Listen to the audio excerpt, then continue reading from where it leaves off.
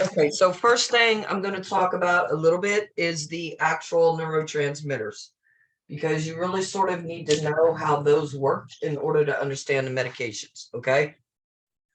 So neurotransmitters are basically how your brain talks to itself, how it sends messages. That's why I always joke around and call them the snitch bitches, because they're basically the language of your brain.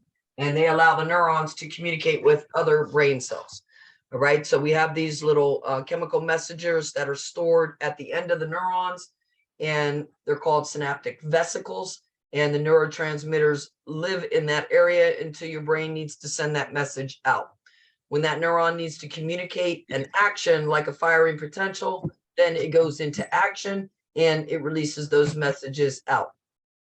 Some are excitatory neurotransmitters, so they can encourage other brain cells to perform, and some are inhibitory, so they'll stop certain actions from happening.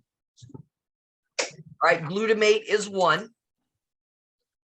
Glutamate helps to balance out the brain activity, and it helps with our learning and our memory. If we have too much, it can cause our brain cells to die. So we see too much glutamate in certain disease processes like Parkinson's, Alzheimer's, Huntington's. They either have problems using the glutamate or with it. It's also linked to certain things like autism, depression, and schizophrenia. We also talked in class about something called neuroplasticity, and that's where your brain is able to rebuild those neurons, and glutamate is used for this process. So if the glutamate's not working right, it can affect the ability for the cells to regenerate themselves. Glutamate is present in about 90% of the synapses that occur in the body. It's the main excitatory neurotransmitter in our central nervous system. It's an excitatory neurotransmitter, so it stimulates those neurons to fire. All right, GABA is another one we talked about. Now, GABA we talk about especially in anxiety. It's a main inhibitory neurotransmitter, and it reduces activity in that central nervous system, blocking certain signals from the brain. You need it to be calm or to slow down. It helps to lower your heart rate and your blood pressure. It helps you relax and fall asleep. So when you have normal stress in your life, your body responds through that GABA. And it helps control hyperactivity of the nerve cells that are associated with anxiety, stress, and fear. So the GABA, when it's at the right level, it can slow certain brain functions, reduce stress, relieve anxiety, and improve our sleep. So GABA and glutamate are like on and off switches. They work in opposite directions. GABA is inhibiting neurotransmitter in the brains, stopping those chemical messages, and glutamate is the excitatory neurotransmitter, allowing those chemical messages to be carried from nerve cell to make actions happen in the body.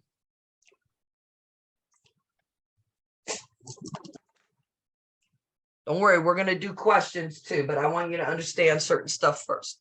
When we have decreased GABA, that can contribute to things like anxiety and mood disorders, schizophrenia, autism, depression, and epilepsy. So we use some drugs that act on those GABA receptors, and that would be things like benzodiazepines, barbiturates. Those are sedatives. The benzodiazepines help with things like surgical anesthesia, epilepsy, alcohol withdrawal, anxiety, muscle spasms, tremors. The barbiturates are sedative drugs. There is a drug called Vigabatrin, and this is used to help seizures and spasms in infants. And then you guys will hear about flumazenil. This is used when someone has a benzodiazepine overdose. It's also called romazicon or just mazicon. And so it would help someone who overdosed from benzodiazepines. We have valproic acid. That's a mood stabilizer and an anti-seizure medication. So that's going to work on the GABA. Your sleep medications like Ambien. It's a sedative. Gabapentin. That helps with seizures and nerve pain. Propofol, which we talked about, that's that Jackson milkshake, also known as Deprivan, and that's a sedative that we use in general anesthesia. And then baclofen, which is a muscle relaxant. Also in the body, you have epinephrine and adrenaline. Now, don't get this hook messed up with norepinephrine because they work a little bit different. Epinephrine is a derivative of the norepinephrine. One is called adrenaline or epinephrine. The other one is called noradrenaline or norepinephrine. They work a little different in the body. All right, so adrenaline or epinephrine. If you've ever been scared or spooked before, you'll get this sudden kick in of adrenaline in your body called epinephrine. And that helps with the flight or fight. Adrenaline is produced by those adrenal glands located on the kidneys, and it works throughout the central nervous system. It's going to increase your heart rate, and it's going to bring more oxygen to your muscles quicker. It's your body's defense mechanism against stress. So if you're running late and you're afraid that you're going to miss your plane, that epinephrine is going to speed up your breathing and your heart rate so that you can run through that security line. The adrenaline sharpens your decision-making also. It can kick in when you're taking a test in school. The neurotransmitters like adrenaline help your body know your brain, know how your brain wants to respond, and it helps it respond to certain stressful or fearful situations. All right, norepinephrine, also called noradrenaline, is a neurotransmitter and a hormone, and it helps transmit nerve signals to other nerve cells. It's released by the adrenal glands. It's part of your sympathetic nervous system, part of your body's emergency response system to danger, fight or flight response, and it's known as the acute stress response. So in your brain, in your spinal cord, is this norepinephrine. And this is going to increase your alertness, your arousal level, and your attention. So in the emergency room, when someone's in septic shock or something like that, and nothing else has helped, we'll give this norepinephrine. And it's also known as a drug called Levofed. So we say Levofed or leave them dead. It will constrict the blood vessels to help maintain the blood pressure in times of stress. And it also affects your sleep-wake cycle, your mood, and your memory. So when that noradrenaline is released and it goes out to the body, the pupils will dilate. And that will allow you to see more of your surroundings. So you'll be more aware, more alert. The skin will turn pale because the blood vessels will receive a signal to send the blood to the areas that need the oxygen. So your muscles, so that you can run or fight. Your heart will pump harder and faster to deliver more oxygenated blood to places like your muscles. Your blood pressure could also increase. The muscles will receive more blood and oxygen, and they can react with greater strength and speed. In the liver, the glycogen that's stored there is converted to glucose, and that's going to provide more energy for your brain. And then in the airway, your breathing is going to be deeper and faster so that more oxygen is delivered to your blood. All right, when we have low levels of norepinephrine, we see things like anxiety, depression, ADHD, headaches, memory, sleeping problems, low blood pressure, low blood sugars, changes in the blood pressure and the heart rate. When we have high levels of epinephrine, we can see a rapid or irregular heart rate, excessive sweating, cold or pale skin, headaches, nervousness or jitteriness, and also something called pheochromocytoma, which is a tumor on the adrenal glands. This also puts your person at risk, a greater risk for heart, blood vessel, and kidney damage if they have excessive levels in the system of the norepinephrine.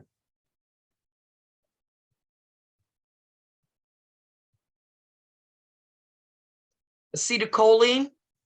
This is your chief neurotransmitter of the parasympathetic nervous system. So that's your rest and digest, right?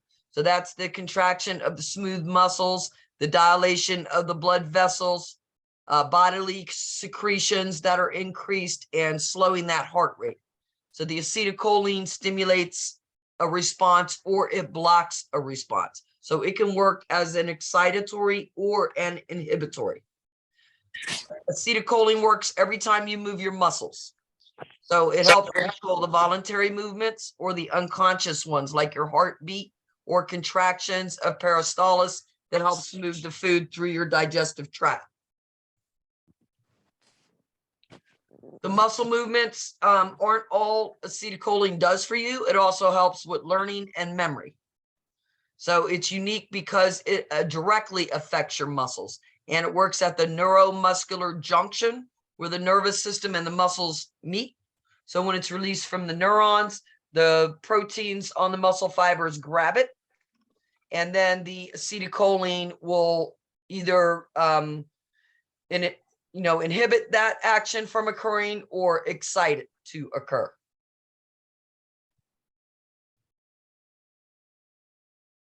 And the last one is serotonin. Oh, I'm sorry, there's one more I'm going to talk about after this. Serotonin is a monoamine neurotransmitter. It also acts as a hormone. So it's in the brain and the spinal cord to help regulate mood, arousal, attention, behavior, and body temperature. It also plays several roles in the body to influence memory, learning, happiness, sleep, sexual behaviors, hunger. Not enough serotonin plays a role in depression, anxiety, and mania. As a neurotransmitter, the serotonin would carry messages between the nerve cells in your brain and your peripheral nervous system. And it's made from the essential amino acid tryptophan.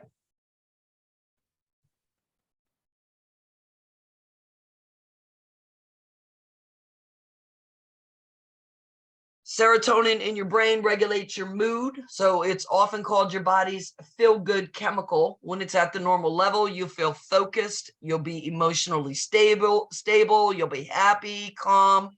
Low levels are associated with depression. Serotonin, along with dopamine, plays a role in how well and how long you sleep. And it also helps make melatonin to regulate your sleep-wake cycle. Serotonin plays a role with dopamine in your desire for sex. Most of your body's serotonin is in the GI tract, and it helps control bowel function and plays a role in protecting your gut. It also is released by platelets, serotonin, in your blood to help heal wounds. So it can cause those small blood vessels and those arterioles to narrow, slow blood flow, and help clots to form.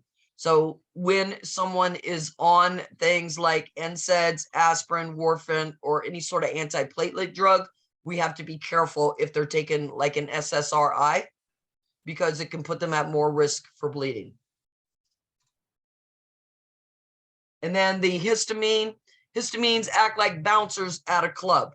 They help your body get rid of something that's bothering you, like an allergy or an allergen, and they start the process that sends those allergens out of your body or off your skin. So they make you do things like sneeze, tear up, or itch, or whatever it takes to get rid of it. So they're part of your body's defense system, and they help stimulate alertness, the inflammatory response, and gastric secretion. When we decrease the available amount of histamine, then it leads to things like sedation and weight gain.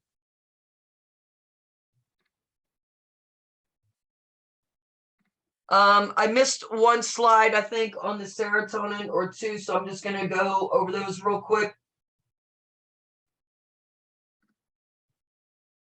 So things associated with low serotonin would be depression, anxiety, sleep, digestive problems, suicide, OCD, post-traumatic stress, panic disorders, schizophrenia, and phobias. So in some of these cases, we may use SSRIs or other antidepressants to treat some of the common factors that occur in these disorders. And that's what you have to be really aware of. These are where some of the questions might stem from. The SSRIs are the most commonly prescribed antidepressant, and they ease symptoms of moderate to severe depression. They're safe because they cause less side effects. They help treat depression, anxiety, post-traumatic stress, compulsive disorders. They're effective in some somatophone disorders. Fluoxetine is approved for the treatment of anorexia nervosa, and SSRIs are commonly used to treat panic disorder, generalized anxiety disorder, OCD, post-traumatic stress, social phobias. And then we have 2 SNRIs, venlafaxine and duloxetine, and they're used to treat generalized anxiety disorder. So SSRIs help increase the level of serotonin in the brain by blocking the reabsorption or the reuptake of the serotonin into the neurons, making the serotonin more available. And that helps improve the transmission of the messages between the body. All right, so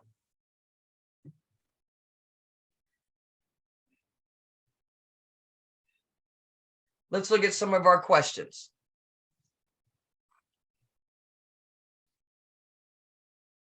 Which statement best describes the mechanism of how the SSRI will work? Can you guys see the questions okay? I can make them a little bit bigger. Yes.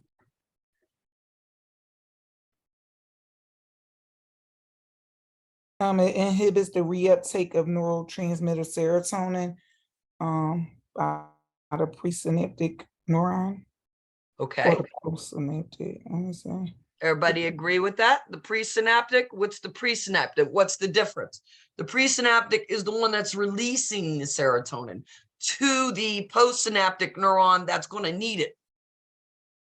All right. So this happens in the release process. All right. The postsynaptic is going to get a certain amount of the serotonin, but it's going to block the neurotransmitter from going back up into that presynaptic, right? From where it was released from. Because what would happen is once the serotonin is released in that synaptic cleft, all right, the body takes what it needs with that new serotonin that needs it, that new neuron, I'm sorry, that needs it. In this case, whatever wasn't needed by that neuron would go back into the presynaptic neuron normally. However, when the body doesn't have enough serotonin, then we need more available to it. So this is what the SSRI helps with. It helps make it more available by preventing that presynaptic neuron from taking the serotonin back in. Okay? So 3 should be correct here. You could have eliminated 1, okay, and 2. All right? Because GABA has to do with what? Monoamine. Well, it has more, SSRIs are used for depression, right? And GABA has more to do with like anxiety, the calming effects on the body, stress, those kind of things, right? Okay. The physician determines a patient needs to be started on an SSRI. As the nurse, you know which medication below is not an SSRI.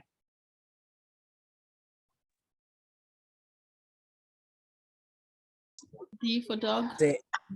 Okay, D for dog is likely an MAOI inhibitor.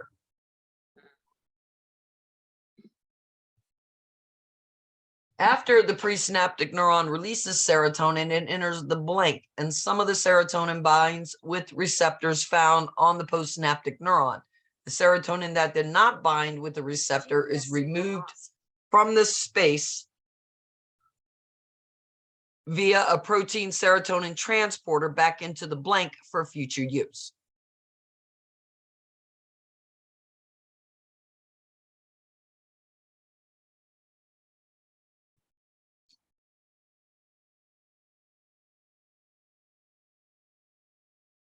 So in regular people, what process occurs here? The SSRIs interfere with this process, right?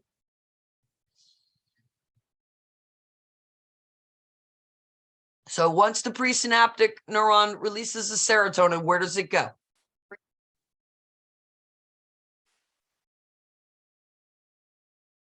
You guys know this. I just said it. Where does it go? When the body releases that serotonin from the presynaptic neuron, where does it go to? Is it to the cleft? Synaptic Goes cleft. into the synaptic cleft. Okay. So the answer here has to be B or D because none of the other ones are the synaptic cleft, right? Okay. D as in dog.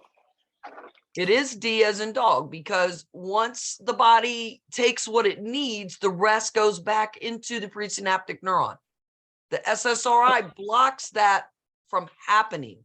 Oh, Miss Loesch, Yes. the SSR. Are you logged into two different places? Me? Yes, because you're making an echo in the background. No, I'm not. Is somebody else logged into multiple places? Go ahead, ask your question because it's hard for me to hear you when you're echoing. Okay. Yeah, when it's inhibited to reuptake the serotonin, so the other ones already bind. So those are like flowing around. Is it gonna cause serotonin toxicity or something like that?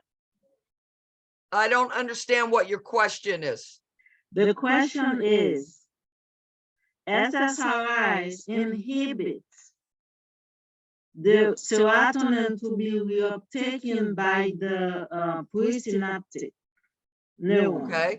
So those serotonin, they're flowing around, they're not binding with anything. They are going to bind with something because the body needs them. Okay.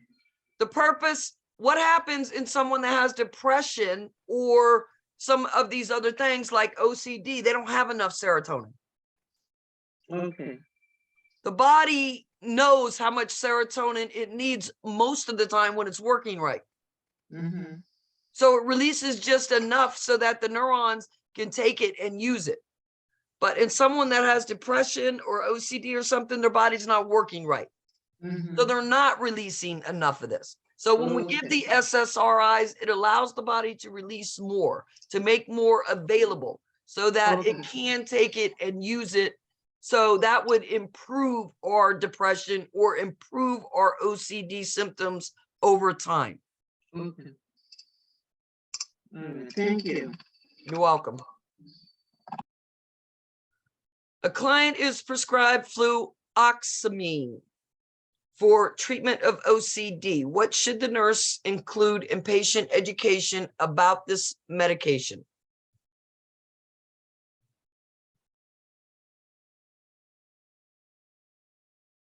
See, maybe expect signs and symptoms to improve within 1 month to 6 weeks. Okay. Because it's not a,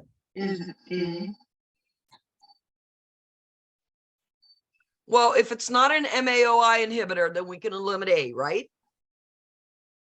and I don't want them to drink any alcohol, so I don't want to say limit alcohol to 8 ounces a day. And then I don't want them to stop taking it if side effects are experienced because a lot of these medications come with side effects. Okay. So We're going to skip number 5 because this is not something that you should probably be tested on. And I'm not sure if that's even in your book. All right. A 36-year-old patient is admitted to the ER. The patient is extremely diaphoretic, shivering, experiencing muscle rigidity and irritability. The heart rate is 140 and temperature is 102.6. Patient has a history of depression, diabetes, AFib, and hypertension. Patient's family reports the patient has also been experiencing a constant dry cough and taking over-the-counter medication in an attempt to get relief from the cough. The patient is currently taking sertraline, so that's an SSRI, and the other medications below. What other medication taken by the patient should the nurse immediately notify the doctor about? well, the lisinopril Is it is B? causing a cough. B as in boy. B. Okay, so if we go through the process, the lisinopril is an ACE inhibitor, and that could be the cause of the cough. The metoprolol is a beta blocker. The dexamethorphan is a cough medication. A cold medication. And the glyburide is a diabetic medication. It's a sulfa drug. So for those of you that said B, you're correct. Why? Because it's a SSRI. You don't want them taking a Sudafed something. You don't want them to take that with your SSRI. Okay, because it can increase the serotonin levels and cause serotonin syndrome, which is what these symptoms are a sign of, right? Right. Client has been taking SSRI for the treatment of depression for about 1 month. The patient reports insomnia. To help provide relief from the side effect, when should the patient take the medication?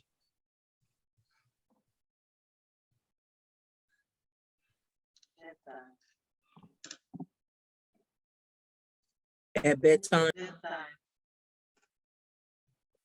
Well, if they're having insomnia, you want them to take it at bedtime? In the morning. The patient is currently taking vilazodone and is experiencing nausea. The patient started taking the medication about 1 week ago. What education can the nurse provide to the patient about this type of side effect?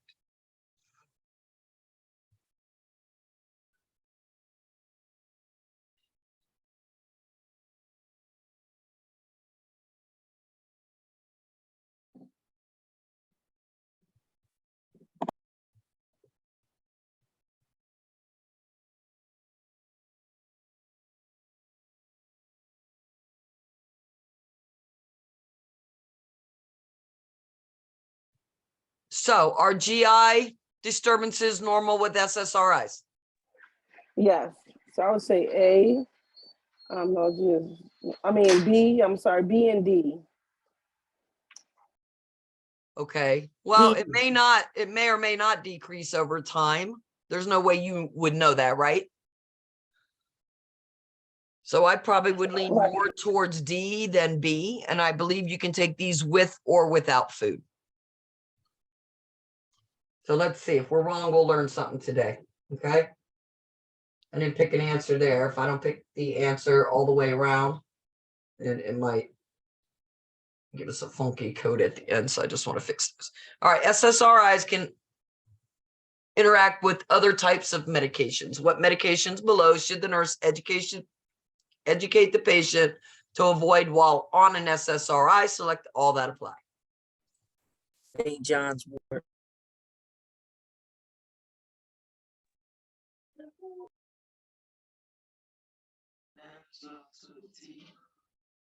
Anything else?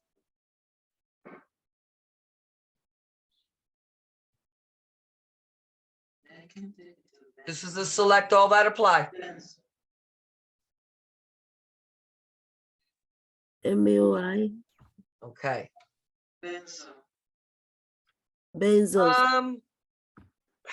I think you can take them with benzodiazepines. I'll pick it if you want, but I don't believe there's any contraindication. All right, patient presents to the ER with stomach pain, diarrhea, insomnia, and ataxia. In addition, the patient reports experiencing electrical shock sensations and tingling in his body. The nurse collects patient medication history, which includes fluoxetine. What important questions should the nurse ask the patient to help determine the cause of the patient's presenting symptoms?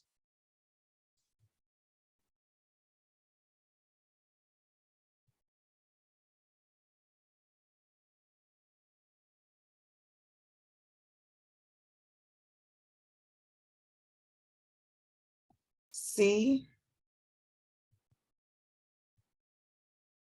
Okay, I think if the answer was C here, you would see different symptoms because that would lead to what? Serotonin syndrome. Is that what the patient's experiencing? Or so then I'll go with A.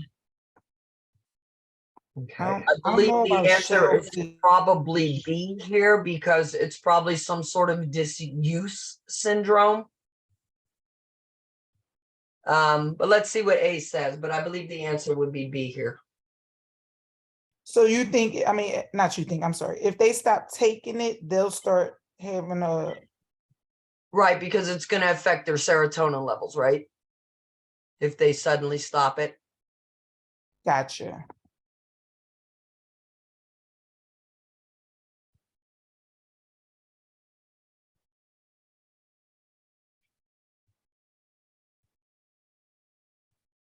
Okay, so see, the first one was right. The SSRIs inhibit the reuptake of the neurotransmitter serotonin by the presynaptic neuron. The second one was right. The razagiline is a MAOI inhibitor, and that GILINE, that's your clue there, okay? When you see that in the ending, you know that's an MAOI inhibitor. This one's for Parkinson's disease.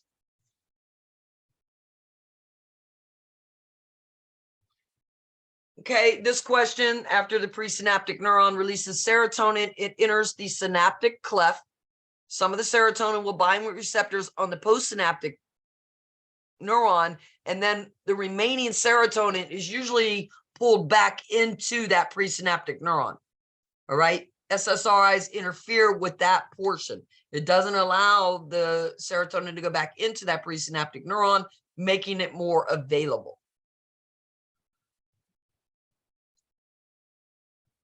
Client experiencing a client being treated with the fluvoxamine for OCD. All right, the education was the signs and symptoms. Good job in using your strategies to get to that answer, right? Because like you said, the tyramine foods wouldn't have an effect. That's MAOI inhibitors. You probably wouldn't want them to drink alcohol at all because alcohol affects the central nervous system and it's a depressant. So if we're trying to cure depression or things associated with depression, we wouldn't want them drinking alcohol.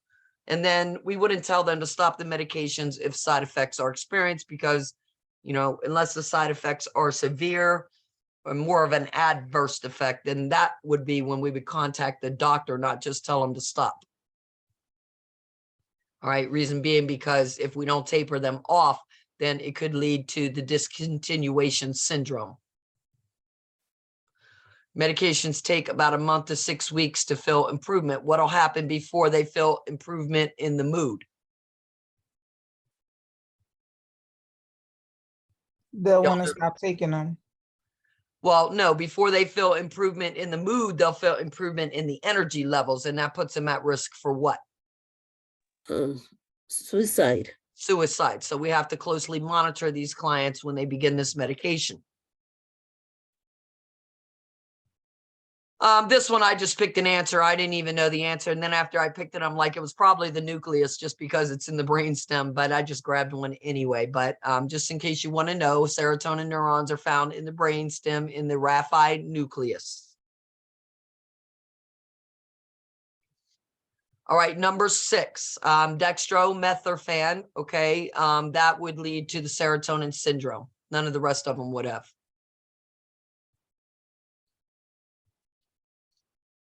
And that's because both can increase the serotonin levels.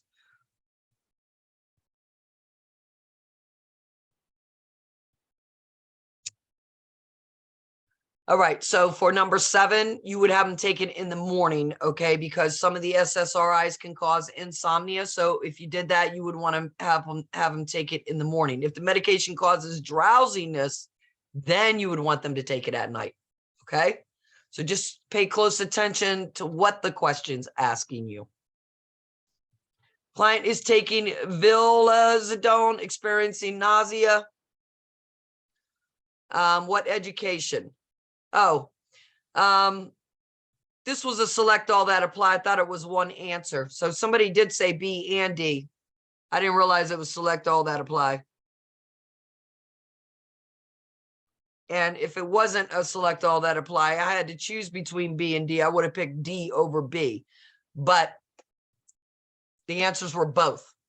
It does tend to decrease over time, but it may not work that way with everybody. That was all I wanted you to understand about that. Doctors are great to say, well, it doesn't cause that side effect. Just continue to take it. And, you know, that can be causing clients to be non-compliant. All right, 9, no benzodiazepines. All right, just SSRIs with the St. John wort, the MAOI. So anything that increases serotonin. Benzodiazepines don't work that way. They work on the GABA. And then number 10 was B. All right, because those were symptoms of discontinuation syndrome. What happens when somebody suddenly stops taking it?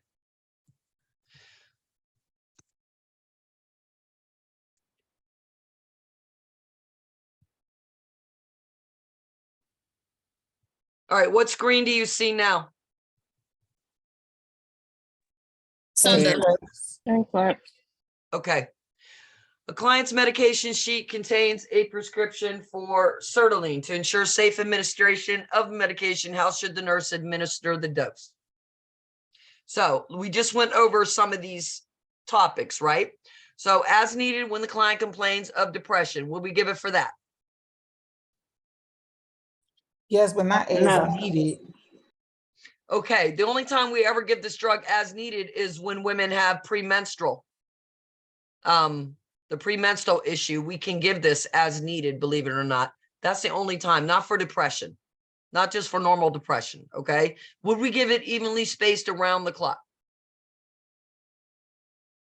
No, No. at the same time. Why wouldn't we give it spaced around the clock?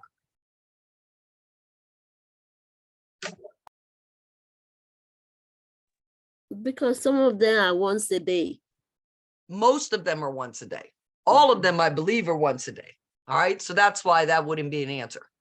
At the same time, each evening, that's when I hear you saying that you want. Why not one?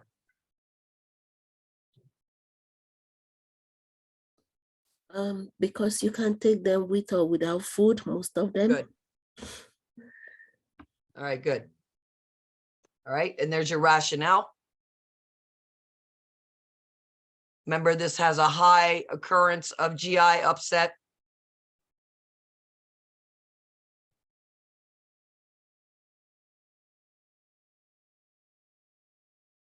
The nurse is describing the medication side effects to a client who is taking amitriptyline. Now I call this Amy Trips a lot.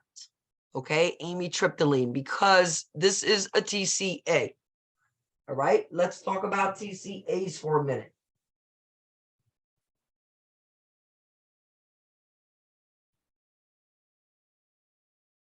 TCAs have several mechanisms of action. They block the transporter sites for serotonin and norepinephrine and reduce the uptake of those neurotransmitters back into the presynaptic neuron. So that means they make the serotonin and the norepinephrine more available. They also block the reuptake for the dopamine, but not as much. So they're making more dopamine, more serotonin, and more norepinephrine available. All right, they're dirty, sloppy antidepressants. They block the muscarinic receptors to produce anticholinergic effects. So that would be things like dry mouth, blurred vision, constipation, urinary retention. They block the histamine receptors, causing sedation and weight gain. They block alpha-1 and alpha-2 adrenergic receptors, and that causes dizziness, hypotension, and increases the risk of falls. In what I just said, right? Amy trips a lot. That's those falls that I'm talking about from the hypotension. All right, toxicity and overdose. These drugs can cause fatalities because they're highly lipid soluble. So when someone takes too many of them, the body rapidly absorbs them. And that can result in cardiotoxicity and death before the client even gets to the hospital. This is particularly true in the elderly patient who has a slower rate of elimination because of the decrease in that kidney function. All right, so what information are you going to teach this client? 1, consume a low, no, I'm sorry, 2, increase fluids and bulk in the diet. You don't want 1 at all. Rest if the heart begins to beat rapidly. 3. You said no, it's 1 because you want to tell them to rest instead of go to the hospital. She just said they're gonna drop dead if they if they're hurt, you know. So I wouldn't suggest rest. Yeah, would- because if the heart is beating fast and they get up, they might fall. But you just want them to lay down as opposed to go to the, not, I don't know. You're right, nurse. You're not going to tell them to lay down and die. Mhm. Okay. You're not going to tell them to walk if they have difficulty urinating, right? Because how's that going to help? Mhm. And you're not going to tell them to consume a low fiber diet because these drugs cause constipation and anticholinergic effects. So the only proper answer here is to.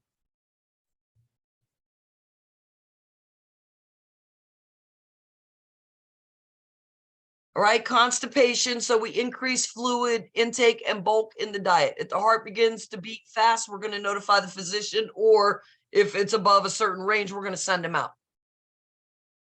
All right, and we have to report any anticholinergic effects, okay, because it could be dangerous for the client, especially the elderly. All right, this is another TCA. So what do we use these for? Besides depression. And when you see mine, right, that's your clue there, that it's a TCA. Mine is a dirty little drug on the line. What are we using to treat it for? Besides depression. Anxiety. Okay, I was thinking more about things like fibromyalgia, we use it for a lot of adjunct, right? Headaches, migraine headaches, right? Yeah, that's Okay. And, you know, some anxiety and stuff we use for some of these drugs too, but mostly SSRIs for a lot of your anxiety effects. But we do use some of the TCAs, you know, if other things don't work.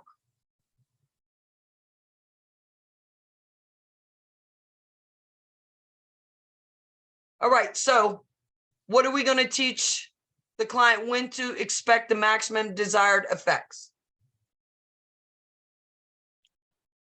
2 to 3. 2 to 3. Okay, good. You guys don't really need the rationale for that, right? All right, nurse is performing follow-up teaching session with the client discharged 1 month ago. The client is taking fluoxetine. What information would be important for the nurse to obtain during the client visit regarding the side and adverse effects of the medication? So SSRI, what I say the most common? GI dysfunctions. You know that usually the anticholinergic and the cardiovascular are with what?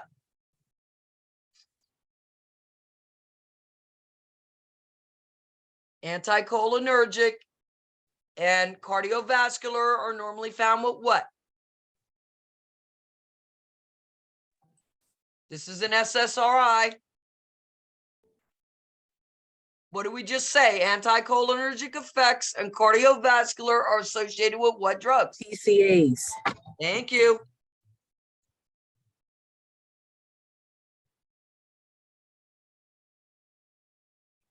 Home health nurse.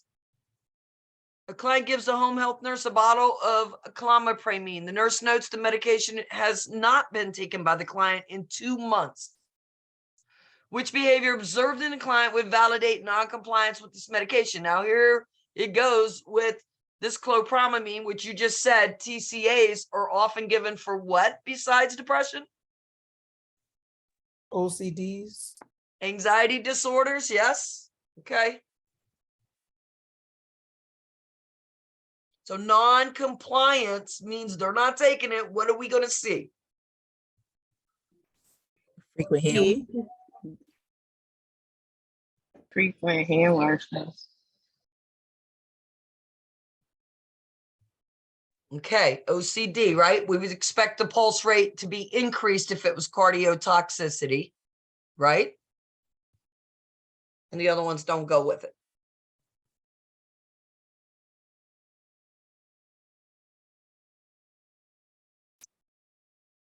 Hospitalized client has begun taking bupropion as an antidepressant. The nurse determines that this is that which is an adverse effect indicating the client is taking an excessive amount. Now, this is an atypical antidepressant, okay?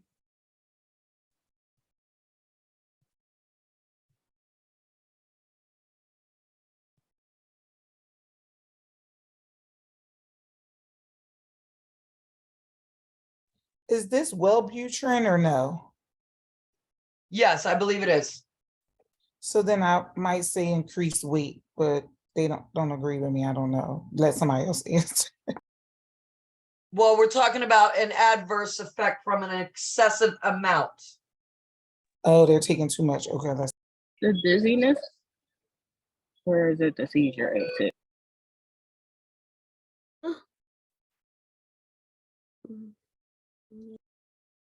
Constipation?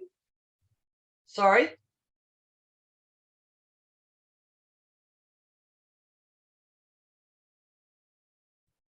Say it again? Is it constipation? No. Is it orthostatic Seizure? hypotension? Would it be Dizziness? seizure for toxicity, seizures? It is the seizure.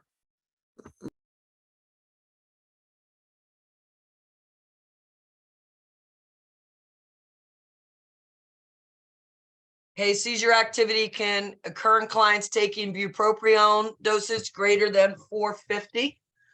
All right, weight gain is an occasional side effect. Constipation is a common side effect. It does not change the blood pressure or cause orthostatic hypotension.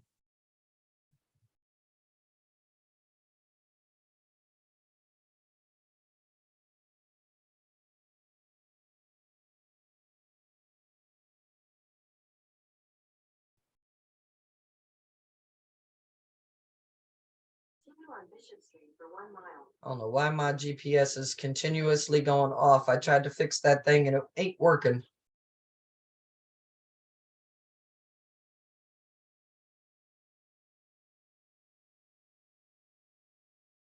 All right, so atypical antidepressants don't fit in any of the other categories. They would include trazodone, mirtazapine, vilazodone, bupropion, and others. And they have different mechanisms and may be affected.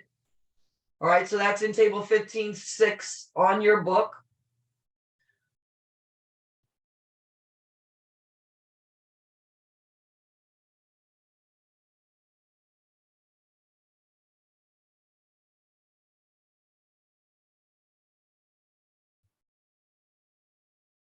Page 212.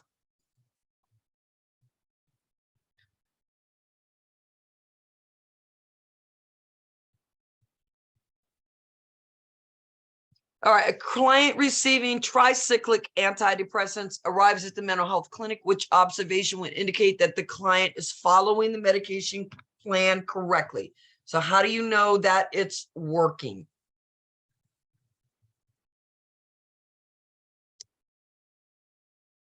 They arrive neat and appropriate. Everybody agree with that?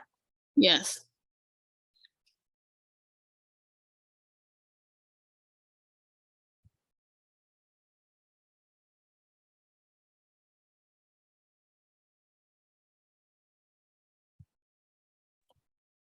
I think we answered this one.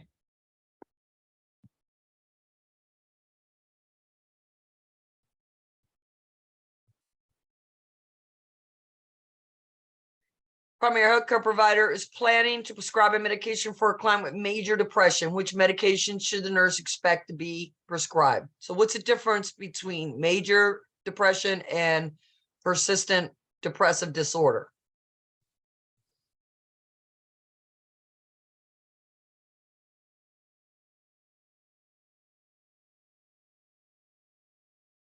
So major depression happens with what?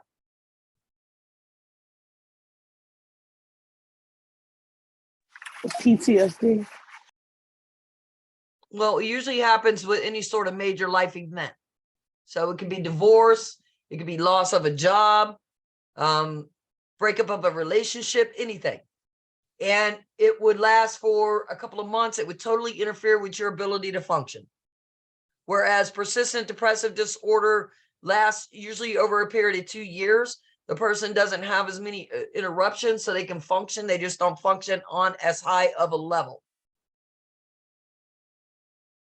These major depressive episodes may come and go. So they may go through periods where they're depressed and then they stop being depressed. So it will resolve itself.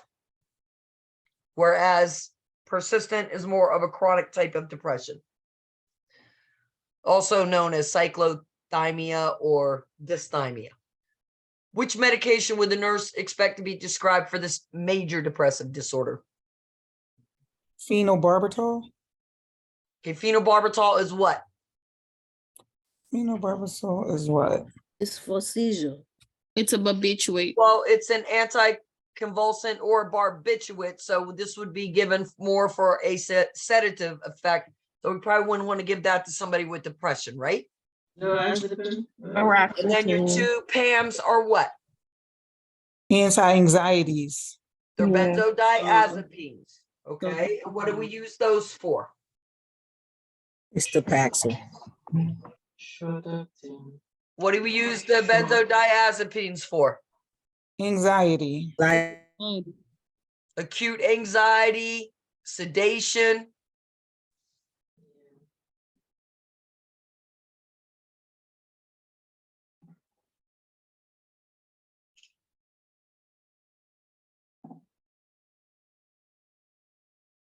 So in the psychiatric world, the phenobarbital may be used sometimes for insomnia, but you guys know it mostly as an anticonvulsant because that's what you use it mostly for. Client is prescribed imipramine once daily. Nurse determines that additional teaching is needed on the basis of which statement by the client?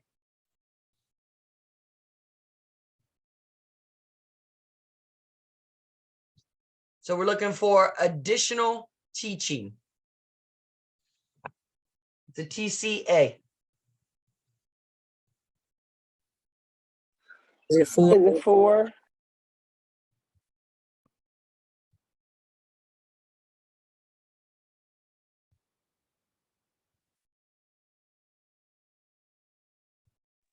So 2 weeks. 3. Oh, 2.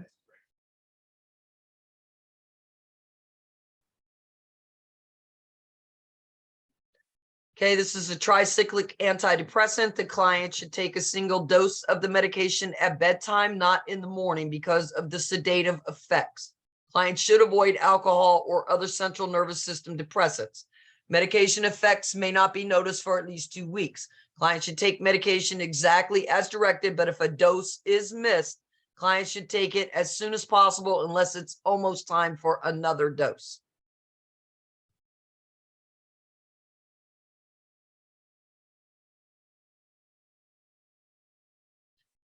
Client is diagnosed with depression, has a prescription for sertraline. The nurse should withhold the medication and question the prescription if the client has a history of what disorder? IBS. I only say that because if they're GI issues and their bowels is already, you're not right. You don't want to make it worse. It's not always going to be the one you think. That's why you got to read through each one carefully. Okay. The MAOI inhibitor, you didn't even look at. And one of these I things didn't know is that not was like the other. One is a drug and the other ones are disorders. It asked about a prescription and you gave a disorder. Oh, duh, with prescription. But would you question it if they had IBS and it didn't say prescription? Not over an MAOI inhibitor. Again, you're looking for a right answer. And as long as you look for right answers, it's going to take you down the wrong road. True, but that's if why I knew tell the you to go answer. through every answer choice and discuss why it is or isn't the right answer. If you don't do that, you're setting yourself up for making mistakes.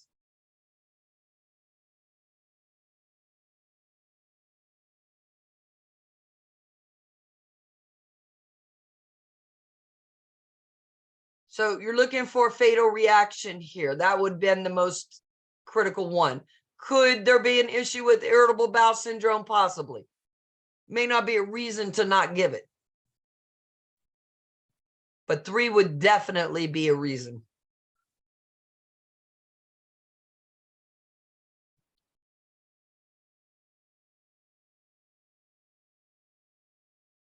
Fluoxetine. When are we going to tell the client to take it?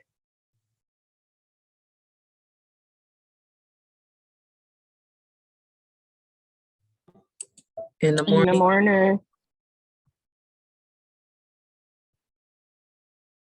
Okay, it's being given in the morning because of the way it works with the body.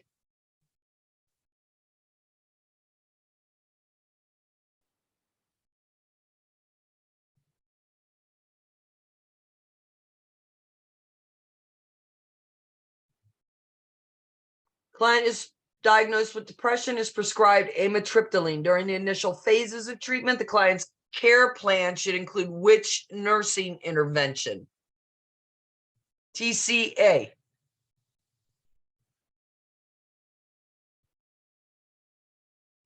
Three. 4, Three. Well, TCA do cause anticholinergic effects, right? But we do want hospital blood pressure to each medication administration. No, I'll go with 3. Okay, more people said 3 than 4. But those of you that said 4 were right. All right, common side effects, orthostatic blood pressure changes, which produce hypotension and tachycardia, resulting in dizziness and falling. So safety, okay? You always got to think safety with your client.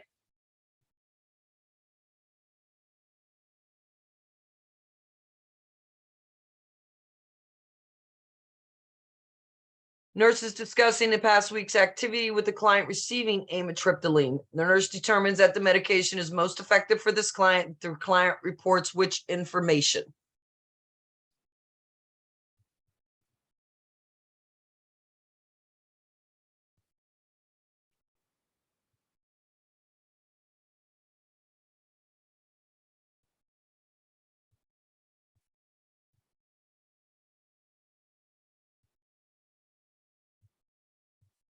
So which ones can you eliminate, nurse?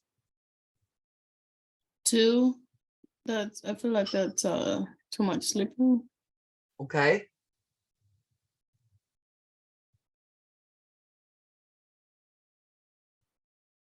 Which one correlates with some of the reasons why we give it? Probably 3. I Probably believe 3, right? Because it's for OCD, right? But then 1 is this a select all the other power now? It's not. So 1, go ahead, talk to me about 1. Well, I'll go with 1 because it's an antidepressant, TCA, because it will help with the thoughts. Okay, I heard somebody else start to talk on it, but they stopped. All right, 3 was your answer here. I couldn't get my unmute button, but I was gonna say 1 is more so anxiety than OCD. So I know TCAs are treated. We give them for OCD also, right? Yes, but it doesn't improve delusions. Okay. So just knowing that would help you go back to the right answer. But if you didn't know that, and if you weren't sure why it was used for the OCD, then, all right. Remember, what it helps with the OCD is the behavior, right?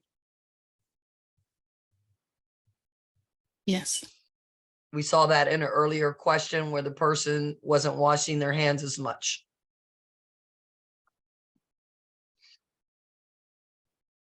Nurse suspects that a client prescribed clomipramine has been non-compliant while taking the medication as prescribed. Which behavior would support the nurse's suspicion?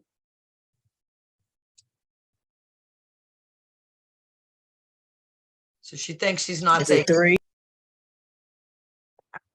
I agree. Okay, good.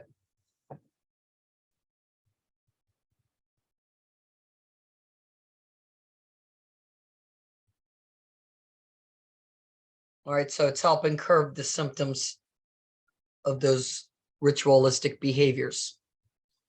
Client is brought to the ER for suspected tricyclic antidepressant overdose. Place the actions that the nurse should take in order of priority.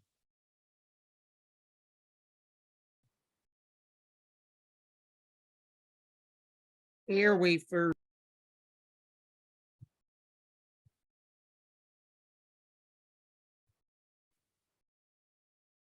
And you said the TCAs, it can cause the cardiac issues. So then administer oxygen right after you check that patency.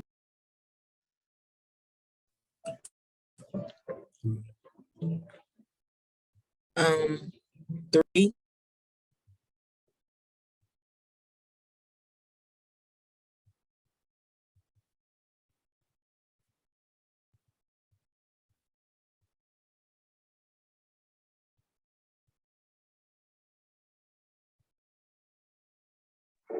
Can we get vitals next?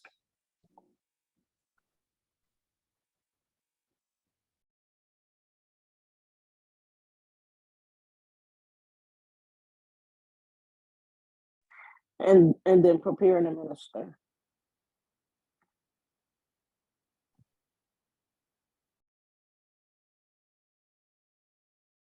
Okay, so 4 was first, check the airway, then the oxygen, then the vital signs. Then your EKG, then your gastric lavage, and then your prescribed medications.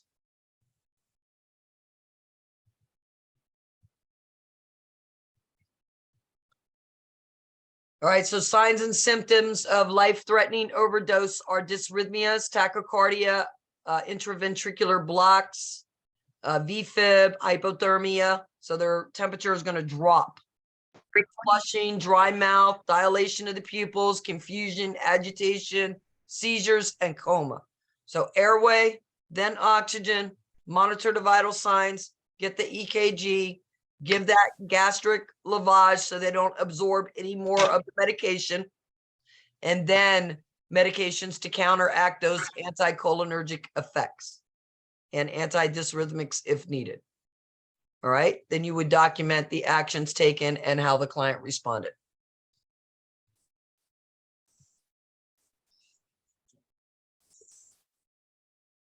Client reported to the nurse she's been taking an extra dose of the tricyclic antidepressant for a week because he's feeling more depressed than usual. Hearing this, the nurse knows which are the most important actions, appropriate actions to take.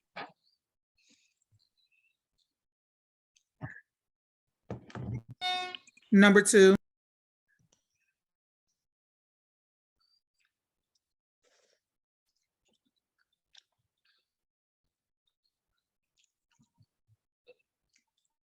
I guess. Number 5.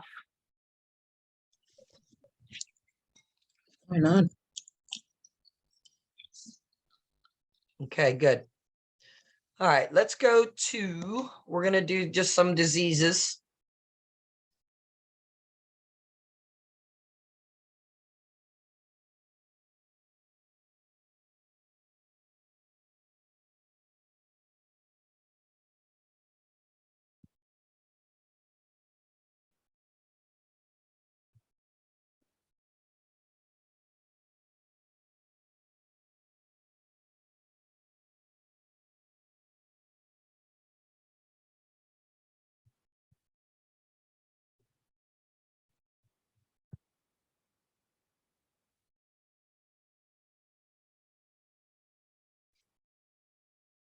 East on South Lakeshore Drive for Partridge Street.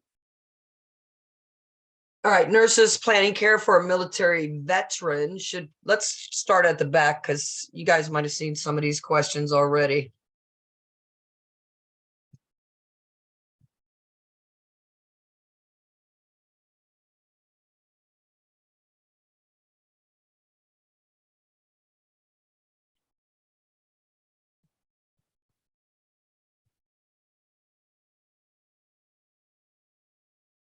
Okay, who is responsible for interpersonal, self-care and relationships with the client? We are. Okay, who's responsible for the development of those concepts? Let me rephrase the question.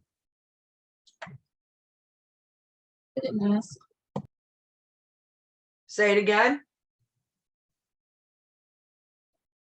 Interpersonal care and self-care, and that patient communication. Who's responsible for that? The nurse. What nurse? Who developed those concepts? The nurse didn't develop those concepts. Who developed those concepts? Peplo. Pablo, thank you. And she talks about the different levels of anxiety, which she also discussed, right? So you should be able to tell the difference between mild, moderate, panic, severe.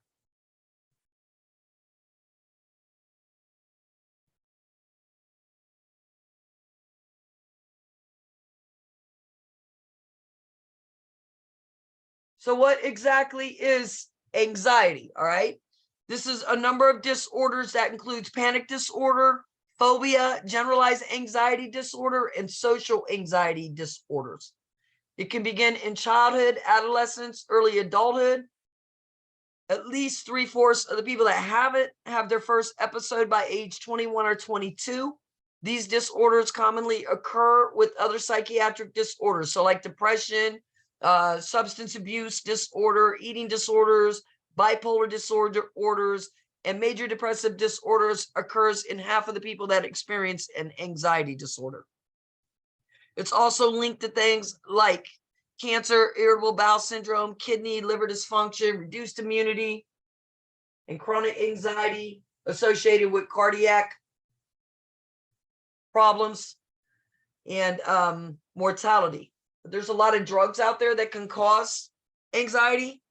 So anything that can increase your heart rate, like asthma medications, blood pressure medications, different hormones, medications with amphetamines, steroids, thyroid medications, and then some other medications like phenytoin, levodopa, quinidine.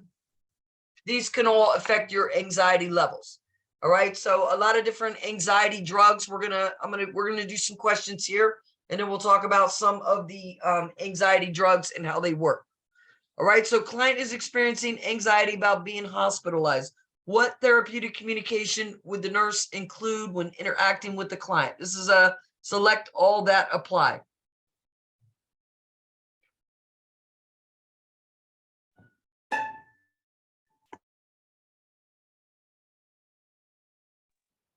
Two and three.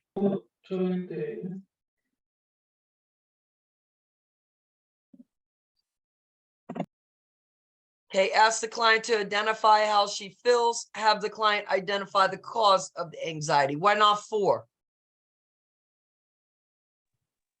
That's like a defense mechanism when your arms is crossed.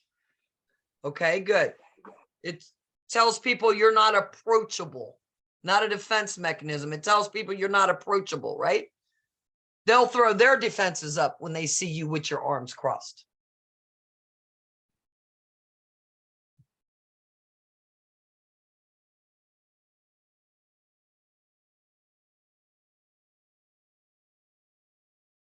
Nurses working at Veterans Affairs Clinic and provide services for homeless veterans. Which client should the nurse attend to first? So here you're using Maslow's. Self-harm.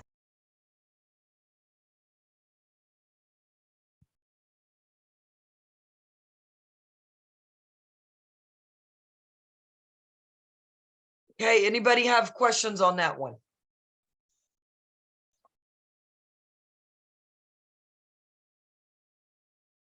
Client is being seen at the PCP office. Client has a history of schizophrenia and has been taking a new psychotropic med for 3 weeks.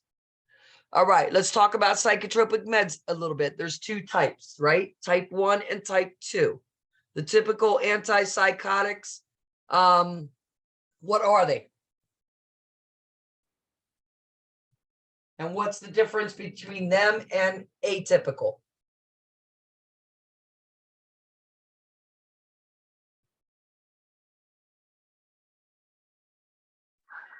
So it's the typical your SSRIs, your TCAs, your benzos, and MAOIs.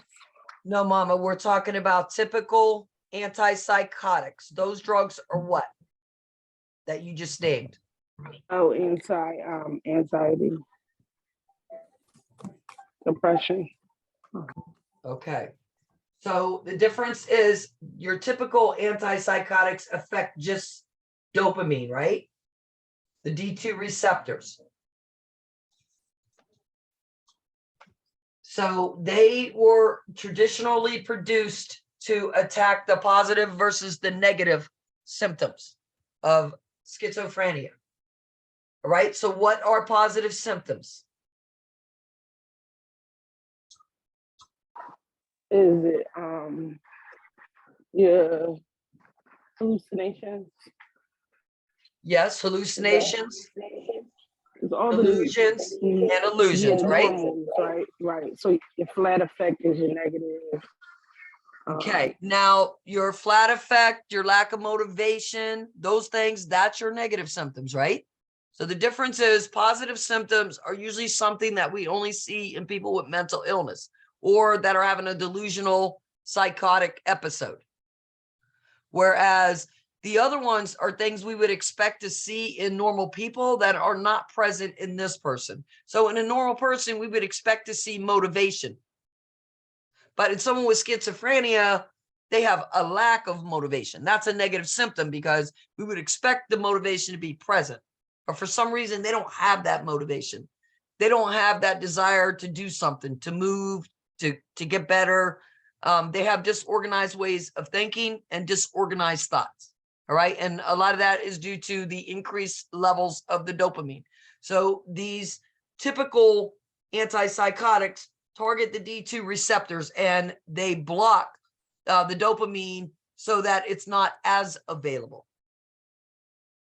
The atypical antipsychotics block both dopamine and they help with the serotonin levels. So these drugs don't cause as many side effects. The typical ones cause a lot of side effects with movement. So you see like the EPS, you see the tardive dyskinesia over time. And some of those things are irreversible. Also, sometimes they made the negative symptoms worse. So then they started developing these atypical drugs, all right?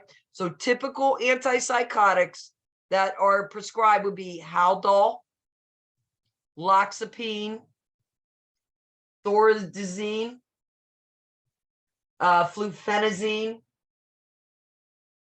Perfenazine, chlorpromazine or Thorazine. And that was one of the first drugs that they realized was effective on psychotic patients.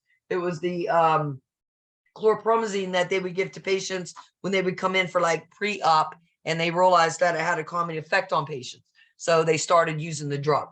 It was when they realized that there were so many side effects that they decided maybe they could improve the drug by giving something better. All right, so atypical would be things like Abilify or Apriprazole, Clozaril or Clozapine, Geodon or Ziprasidone, Risperdal or Risperidone, Seroquel or Quidapine, and Zyprexa or Olanzapine. Now, what's the problem with the atypical antipsychotics? What do they cause? Fewer effects. Okay, they do cause fewer effects, but they also lead to something called metabolic syndrome, right? So with these drugs, what we'll see is things like increases in weight gain, increases in the lipid. They put them more at risk for things like heart disease, high blood pressure, blood sugar issues, because some of them can elevate the blood sugars.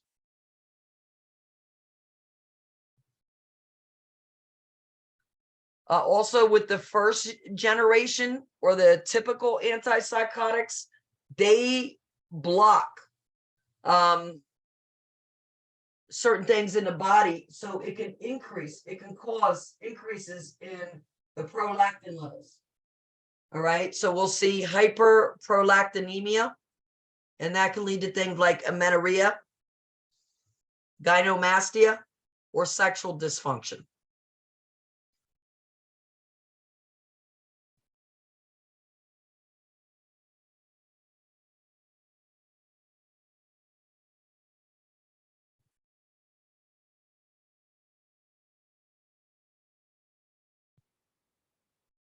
All right, so and then we know that the clozaril or the clozapine can cause what?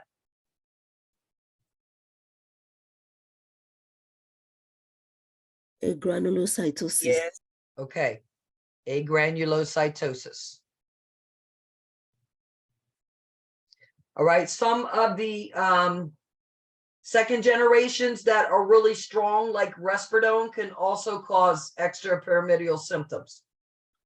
All right, so you just, you have to know a little bit about them and how they work and how they're going to affect the body. All right, so we have this client, he's been taking this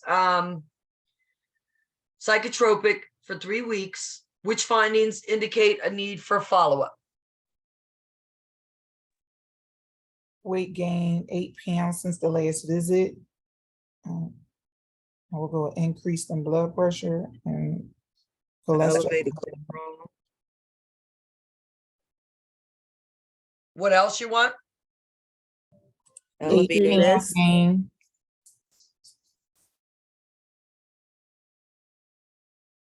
elevated cholesterol.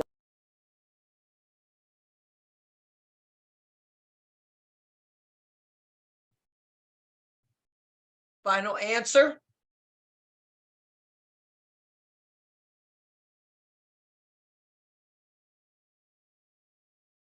Okay, good job. Clients with schizoaffective disorders are at higher incidence for metabolic syndrome and diabetes due to the side effects while taking psychotropic medications. So that would be things like increases in appetite, weight gain, increased cholesterol levels, and increased in blood pressure. These drugs would cause sedation, so that's why 1 was incorrect.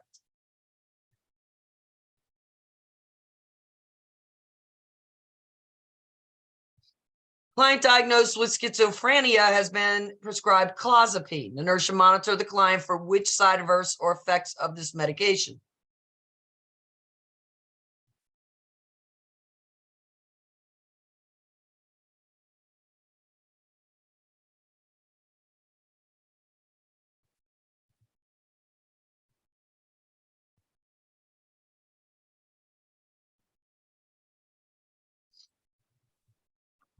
Dry mouth.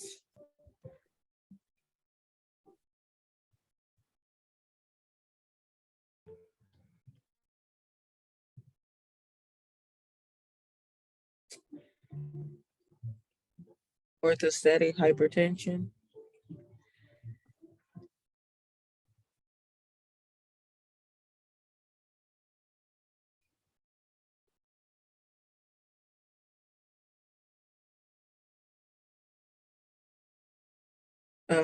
Presence of fixed stare.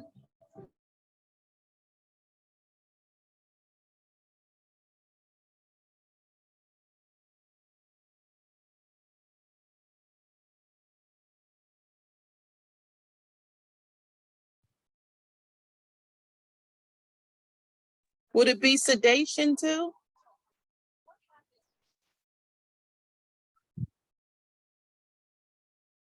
Final answer?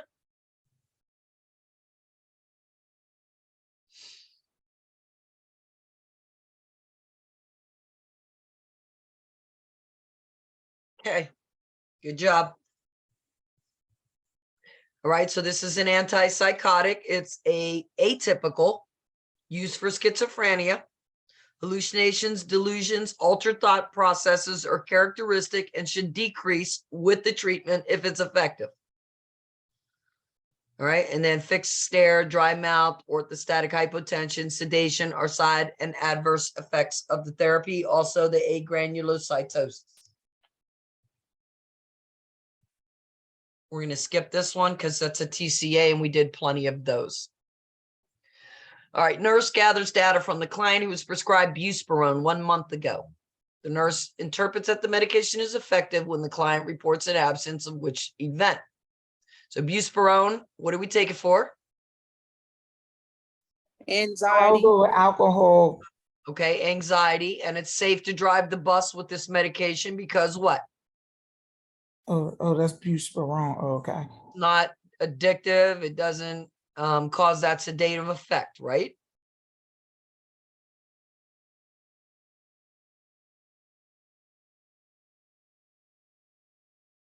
Okay. For 3, we would use probably antabuse, and for the other ones, we would use either a typical or atypical likely, or an SSRI possibly for 4.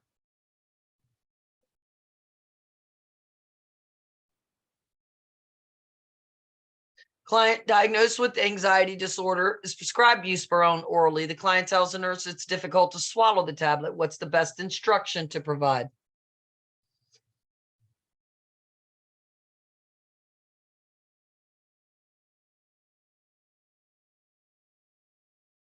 One. Okay, we can crush these, okay? They're not extended release, so there's no reason why we can't.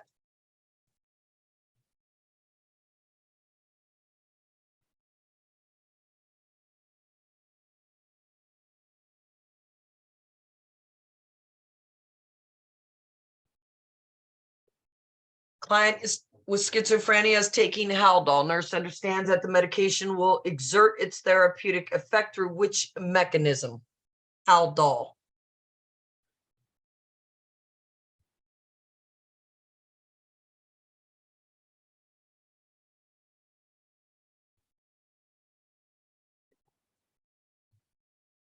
It's a typical antipsychotic. Dopamine. I would go with 4 because it's the schizophrenia. So you want to Yes. bind to the receptors in the brain with the dopamine. So I would I go was with looking at 3. Okay, but I so don't too know. much dopamine, we want to block it, right? Okay, good. Buspirone is prescribed for a client with anxiety disorder. The nurse plans to include which teaching point when reviewing the medication. So what did I say about this medication? Is it addicting? No, it's not. No, Okay. it's not. Do they develop a tolerance to it? No. Because it's not addicting, right?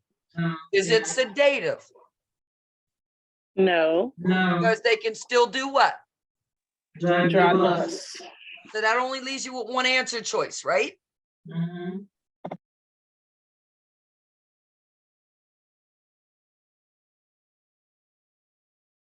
Use what you know to rule out the answers. A client diagnosed with schizophrenia has a new prescription for Risperidone. Which baseline lab result should the nurse review before administering the first dose of the medication?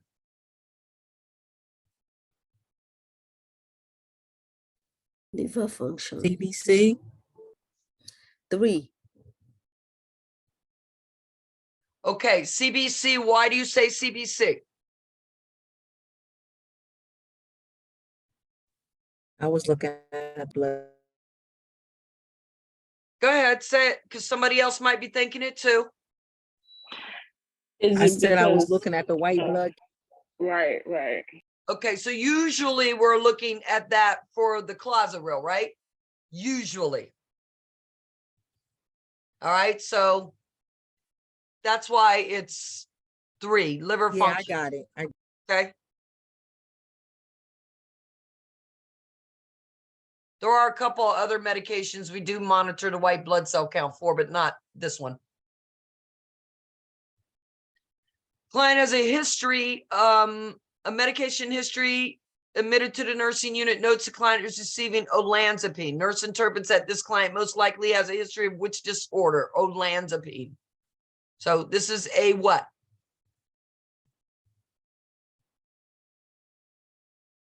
Is that Zyprexa? Schizophrenia. So that's- I didn't ask that. I asked you what kind of drug it was, nurse. For the olanzapine, What kind of drug is it? olanzapine is atypical. Atypical antipsychotic. So what's the most important thing with the atypical antipsychotics we got to monitor? Weight gain. And Metabolic changes. Okay, and this one particularly really jacks up that blood sugar. You got to monitor this. Schizophrenia is the correct answer for why we're giving the drug, okay?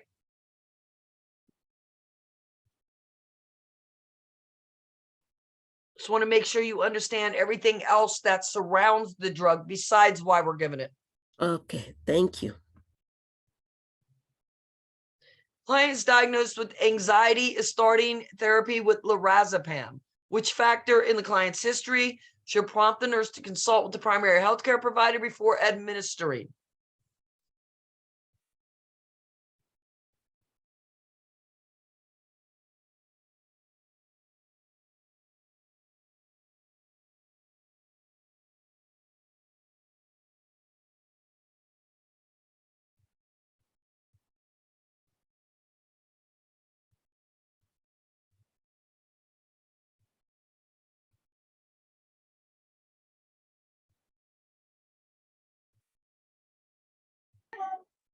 Is it glaucoma? It is glaucoma, or it should be.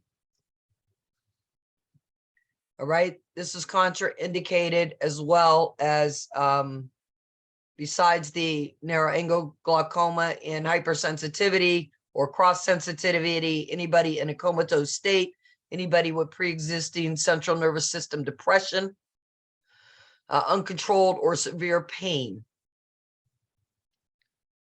All right, also anybody breastfeeding.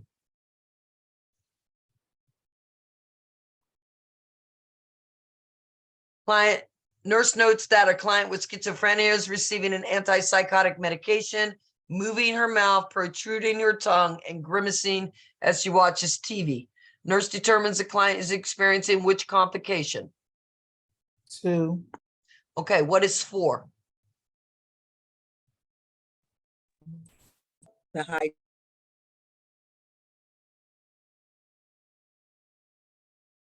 High temperature, increased muscle rigidity. This is a common reaction to antipsychotics, okay? What is, especially if we give like a high dose of something like Risperidone or something like that. What is a hypertensive crisis and when do we see it? MAOI? Okay. What causes it? Eating foods with tyramine in it and taking the MAOI, I guess. Okay, because we're depleting the system of that drug that's able to break down those amino acids. And Parkinsonism. A shuffling gait. As All right. opposed to like the moving of the mouth and stuff. Mask-like face.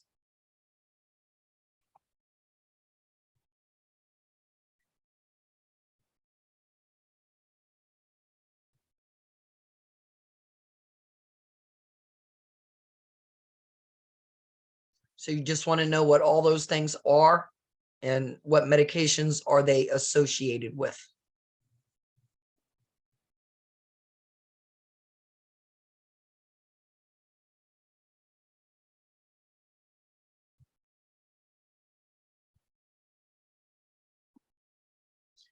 Nurse is administering Risperidone to a client with schizophrenia who is scheduled for discharge. Before discharge, which instructions should the nurse provide to the client? Let's just go from top to bottom here. Get adequate sunlight. Would that be a plausible answer? I don't know, does risperidone cause photophobia? More than likely, it would cause photosensitivity. We have to watch our clients on psychotropic drugs in the sunlight. Make sure they're well covered or they have sunscreen, okay? Yeah, I don't like that one. Continue driving as usual. Now, I said these drugs originally were discovered that they work on patients that are psychotic because they did what to clients? Made them calmer and more sedated. Sedated, right? So we wouldn't do 2, right? Because we would want them to at least get used to the medication and see how their body's going to respond. How about 3? Do they need to avoid foods rich in potassium? No. Okay, so then you only have one answer there, and that's true, right? Orthostatic hypotension with these drugs, they're sedators.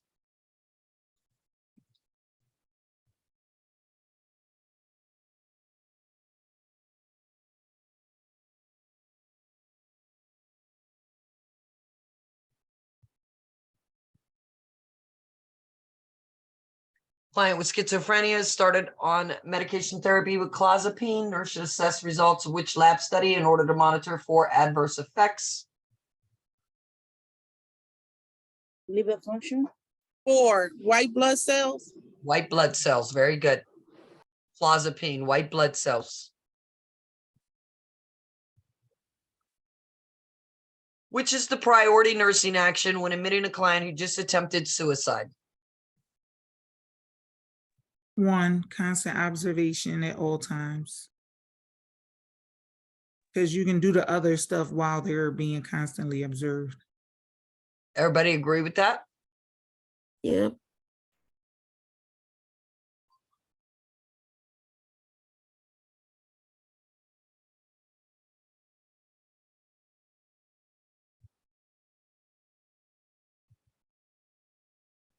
When planning care for a client with a history of violent behavior towards others, the nurse should include which interventions?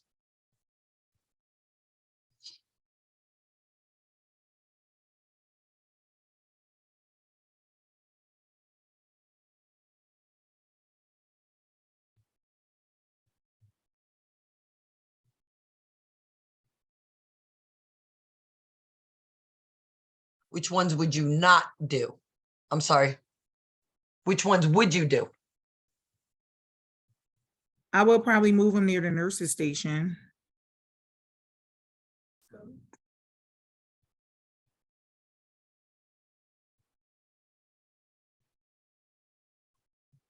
Arrange for security officer, no. Closing the door to the client's room to ensure privacy. And planning care for a client with history of violent behavior towards others.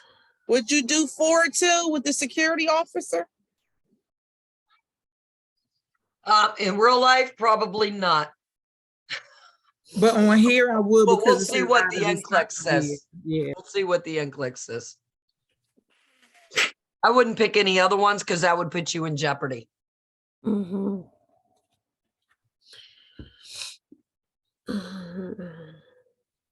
All right. You don't want to put yourself in a place where you can't get out of the room or where people can't observe what's happening.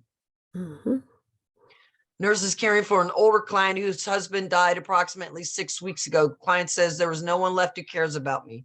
Everyone I have loved is gone now, which nursing response allows for continued communication.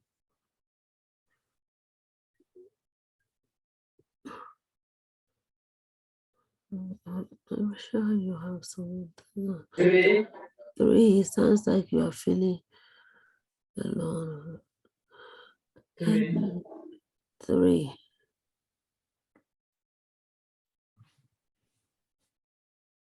A client with potential for violence is exhibiting aggressive gestures, making belligerent comments to other clients, and continually pacing in the hallway. Which comment by the nurse would be therapeutic at this time? Please stop so I don't have to put you in.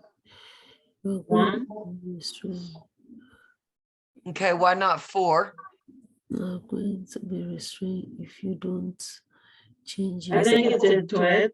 It's a threat. 4 is a threat. Confrontational. Okay. Yeah. Why not 3? Why not 2? Why? Why you don't? Okay, Why? defensive, right? Puts them on the defense, and 3 is the Mhm. same as 4. There's no difference, right? Yeah. Yeah. Okay, good. Nurse is interviewing a client in crisis to assess risk for self-harm. Nurse interprets when the client is most at risk for suicide when which factor is identified. So which one puts them most at risk?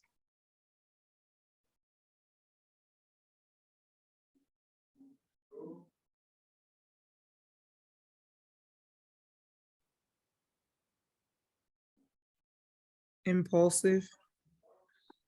The plan. 4. Oh, immediate 4. plan. Wait a minute. Immediate 4. plan. Wait a minute. I'm think I'm switching 4. to immediate plan. Most at risk. 4, immediate. Okay. 4 would be the most at risk, somebody who has a plan. Nurse is assigned, Miss Loesch, yes. what about someone who has a history of attempted suicide? Okay, but you have a history. You think that that's more important over someone who says, I'm about to kill myself right now? No, it's not. But I'm just asking you, like, not Would for they the be at risk? question. Would they be at Yeah. risk if they have a history? Yeah. Okay, but they're asking most at risk. No, it's not about the question. It's like a general question I'm asking you. Okay, Like if someone has a history of suicide attempts, that person always have to be on watch no. because they have a You history? can't constantly monitor someone. That wouldn't be plausible. Okay. You only monitor people who are an immediate threat. Okay. And how do you know they're an immediate threat? Maybe they voice it, or you see that they doing theoretical things. They either attempt it or they voice it. They voice, yeah. The nurse is assigned to a client who's pacing, agitated, and using aggressive gestures and rapid speech. Nurse should determine that which action is the priority of care at this time.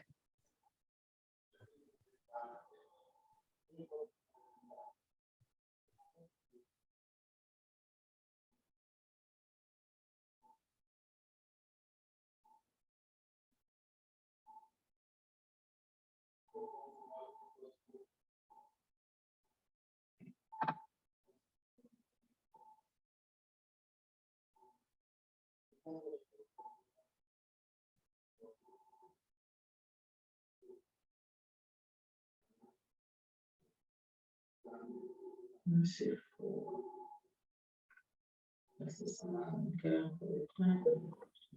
Three. 3,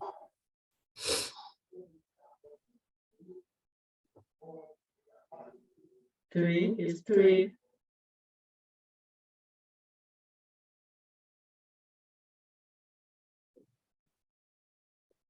Okay, safety for the client and other clients is priority.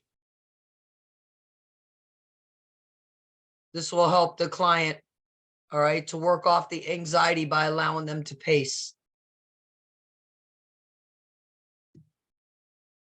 So 2 was a better choice than 3.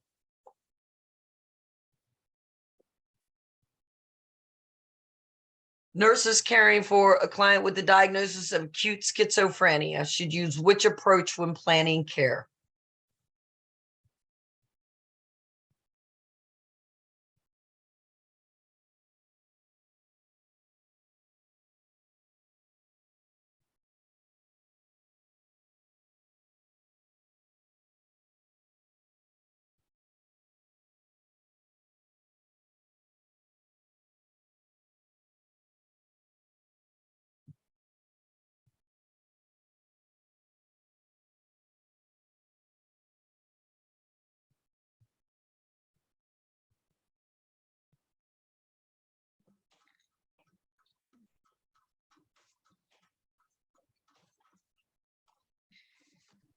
Is it 3?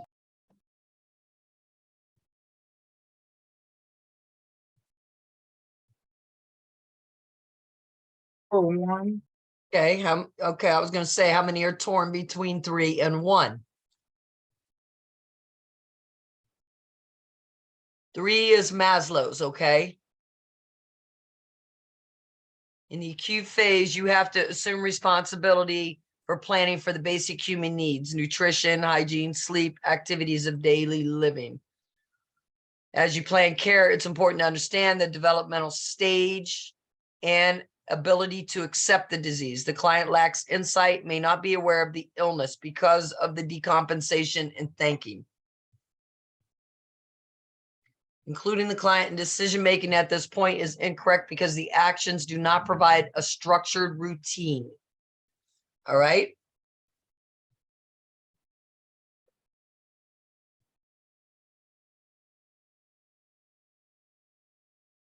A woman is seen in the emergency department in a severe state of anxiety following assault and battery. Which nursing action would be should the nurse place the highest priority on at this time?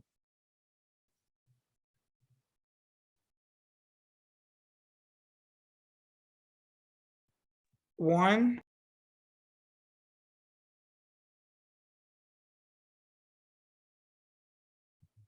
Okay, why not 4? because she might not want to be isolated, I'm thinking. Okay, why not 3? Because she'll talk when she's ready. I It's don't too want soon. Okay, Too soon. why not 2? two, but you can't It's teach not when you're that. anxious. Okay, because they lack the ability to concentrate and focus, right? Mhm. All right. So right now, you just have to make sure they feel safe. All right, so that's your main thing. Keep them feeling safe. And then once you decrease the anxiety, then you can try to get them to talk about their feelings or help them do the deep breathing. Nurse is creating a plan of care for a newly admitted client at high risk for suicide, with the focus of the plan being to promote a safe and therapeutic environment. Which interventions should the nurse include?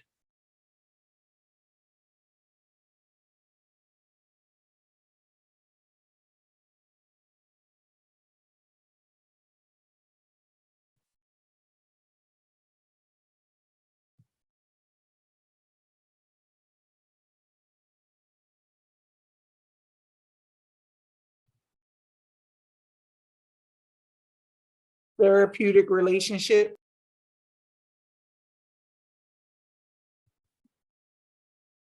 Okay. Why not 1? If they're at They can risk hurt. of suicide, yeah, I was about to say. Okay.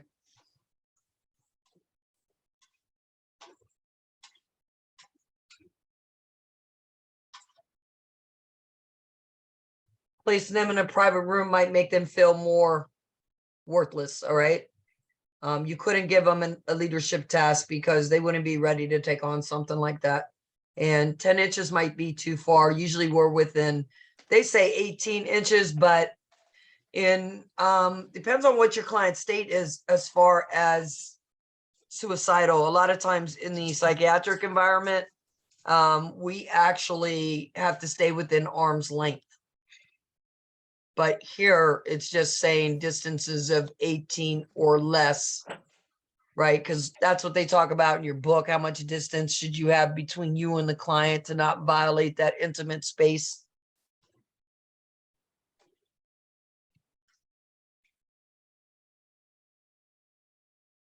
During a group session, a client threatens to punch every one of you, which is the appropriate initial nursing action.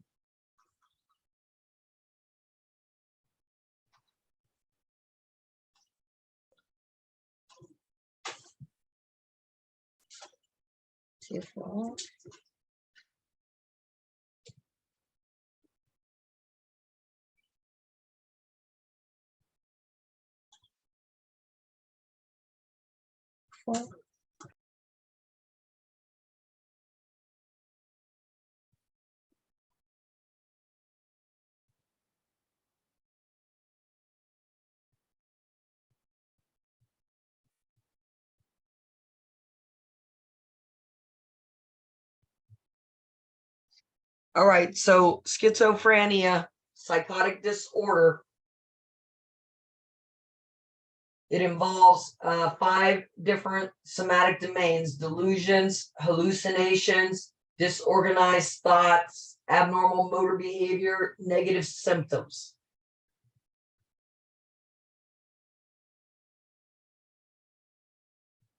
Childhood onset is rare.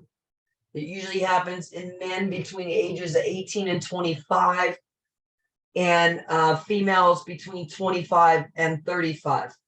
So the later that it comes on, usually it's considered more treatable. When it comes on at a later stage, they have a better prognosis. When it comes on at an earlier stage or at a slower level, okay, it's usually considered to have a poor prognosis. If it's more acute or if it comes on at a later age, then it's considered to be more treatable. Kids with this would present as being withdrawn, eccentric, or tense. Most of the time we see this in adults. A lot of these clients are going to have substance disorders, and about half of them also have tobacco use disorders. So positive symptoms: hallucinations, delusions, bizarre behavior, catatonia, disorganized thoughts. Negative symptoms: apathy, lack of motivation, anhedonia or lack of pleasure, blunted or flat affect or no show of emotions, poverty in speech, social withdrawal. Cognitive symptoms: impairment in memory, disruption in social learning, inability to problem solve.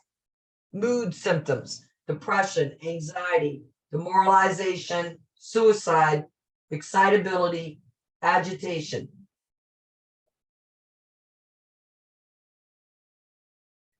Co-occurring depression. All right, and suicide is a leading cause of premature death for these people. They also have a high incidence, especially in adulthood, with heart disease, respiratory disease, influenza, pneumonia, drug disuse orders, and metabolic syndrome is also a leading cause of morbidity in these clients. That's more associated with the use of the antipsychotics. We also have schizoaffective disorder, which has a better outcome than schizophrenia. This is where they have mixed things. So they have the schizophrenia, but they also have some sort of mood disorder, like depression, mania, and schizotypal personality, where they have a personality disorder as part of the schizophrenia.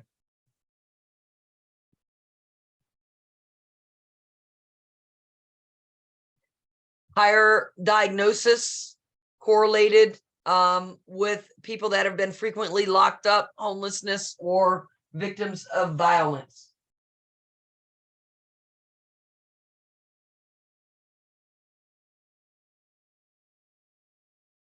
They have phases. So the pre-drummal phase, where they start to show signs and symptoms. This will happen before the acute phase. So they'll have things like social withdrawal. They're not functioning as well anymore. They'll become depressed. They may have disturbances in the way they think and behave. The acute phase, also known as the florid phase. And so this is where they start to develop the positive symptoms like hallucinations and delusions, negative symptoms such as apathy, withdrawal, lack of motivation, cognitive symptoms, inability to understand and make decisions, attention problems, problems with their working memory, and then mood symptoms like depression and anxiety. Then the stabilization phase, where we're able to decrease the severity of those positive symptoms, and then the maintenance phase, in which the symptoms are in remission. They may just have mild symptoms. It is considered a chronic illness, right? Because it's going to affect that person over the lifetime. Risk factors, all right? So genetic factors, also non-genetic factors. So neurochemical are the dopamine hypothesis, which basically originally said that there was too much of the dopamine in the limbic region of the brain. But the new one now attributes that there's too much dopamine in the mesolimbic area and in the prefrontal cortex. In addition, dopamine dysregulation in multiple other areas of the brain. Abnormal levels of serotonin also contribute with some of the negative and the mood symptoms. They also have the NMDA receptor hypofunction hypothesis, and that talks about those amino acids All right, the glutamate and the NMDA. And that leads to some of the psychosis, the negative and cognitive symptoms. So this suggests that we don't have enough glutamate or that it's excessive, and that causes some of those symptoms. All right, and then also they look at GABA levels as well for schizophrenia. So a lot of the drugs that are out there can mimic symptoms of schizophrenia. So like if someone were taking amphetamines on a routine basis, all right, it could, they could appear to be schizophrenic just from taking those over periods of time. So strong genetic component. Someone that has a parent with schizophrenia, a lot more likelihood of developing it. If they have a sibling or a twin, a lot more likelihood of developing it.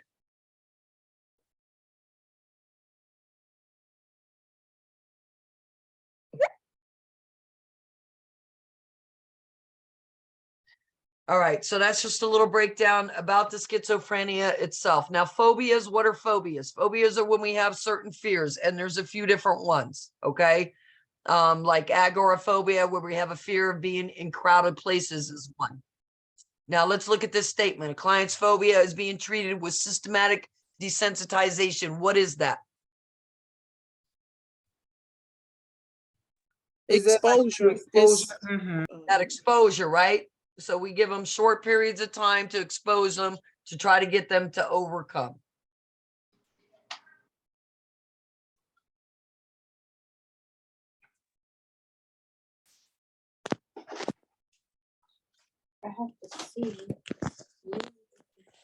I encourage you guys know how to get to these questions?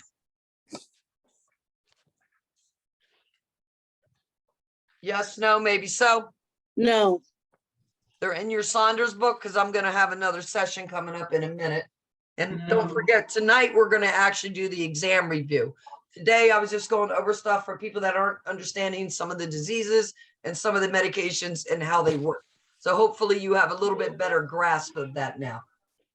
But if you have your Saunders book, you scratch the code in the front and you go to Evolve. Okay, if you don't have an account in Evolve already, you'll have to create one. And then there'll be a place in there where you can redeem your access code. Infinite. Excuse me, can you please mute? Hello? Hello? Excuse me, can you please mute?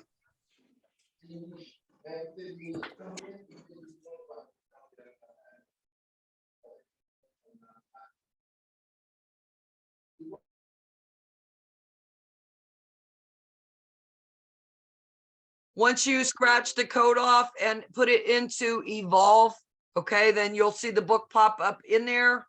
You open up the book and it's going to give you some options. All right, so once you open the book, it'll look like this. Can you see the Evolve screen?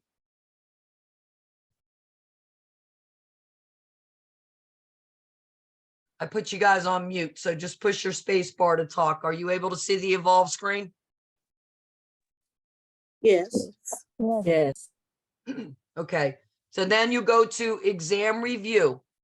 All right, and then the content should open. If it doesn't, you press that. That'll open it up. Well, to this. Okay, and then you hit study. Now, there's two sections you can go under. Content will bring you questions like, if you go in here and you just go to mental health.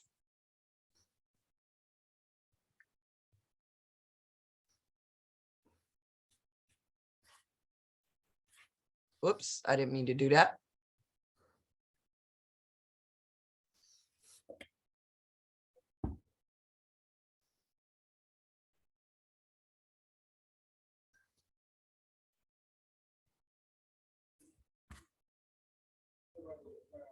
All right, then I always go to new questions. So in here, there's tons of mental health questions you can practice with, okay? And that'll just be basic mental health. If you go to study and you go to health problems, then you could pick. If you notice here, there's a little arrow next to it. So if you click the box, it'll bring you all the mental health topics. But if you just click the arrow next to it, then you can go through and just pick the ones that we're working on right now, like anxiety, schizophrenia. So you could do just schizophrenia questions. There's like 30 of them. All right. And it'll go through and it's going to, you know, it'll help you with some of these questions, how to answer them and all. Ms. Loach, what chapters are included for the midterm? For the midterm? Yeah.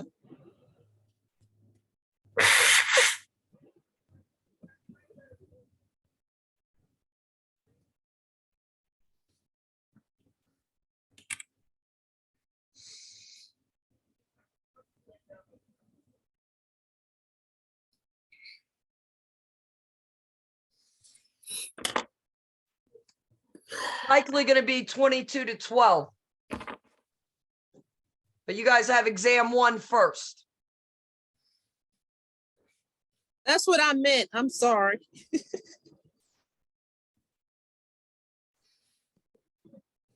So exam 1 should be chapters 1 through 11 plus 20, 21, 23, and 25.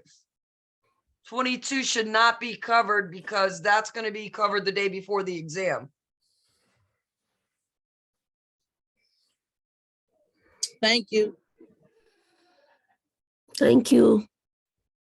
All right, guys. I'll see you 7 p.m. tonight, those of you Thank that you, come, Mrs. okay? See you Thank you, later at Ms. Loach. 7. Loach. Mrs. 7 p.m. 7:30. Oh, okay. I sent the link already.